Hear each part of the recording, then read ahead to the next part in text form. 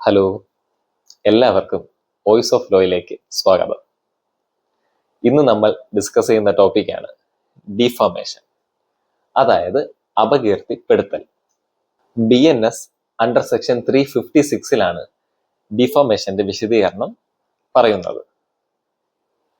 വാക്കുകൾ കൊണ്ടോ ചിത്രങ്ങൾ കൊണ്ടോ എഴുത്തിലൂടെയോ മറ്റൊരു വ്യക്തിക്ക് എന്തെങ്കിലും അപമാനമോ അല്ലെങ്കിൽ അയാളുടെ റെപ്യൂട്ടേഷനെ ബാധിക്കുന്ന രീതിയിൽ എന്തെങ്കിലും ഉണ്ടായാൽ അത് ഡിഫോമേഷന്റെ പരിധിയിലാണ് വരാറ്. മാനഹാനി, അപകീർത്തിപ്പെടുത്തൽ, അപമാനിക്കൽ ഇതെല്ലാം ഡിഫോമേഷന്റെ പരിധിയിലാണ് വരുന്നത്.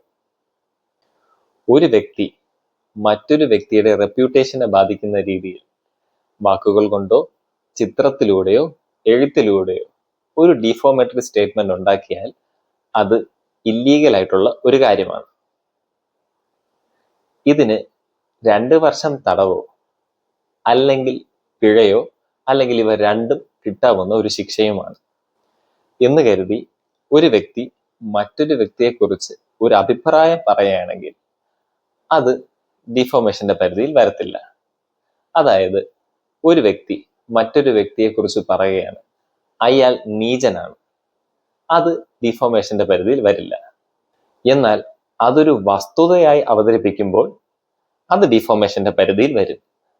അതായത് അയാൾ കുട്ടികളുടെ കയ്യിൽ നിന്ന് പണവും മിഠായിയും മോഷ്ടിക്കുന്നത് ഞാൻ കണ്ടു എന്ന് പറയുന്നത് അയാൾ അത് ചെയ്തിട്ടില്ലാത്തൊരു കാര്യമാണെങ്കിൽ അത് ഡിഫോമേഷനിൽ വരും.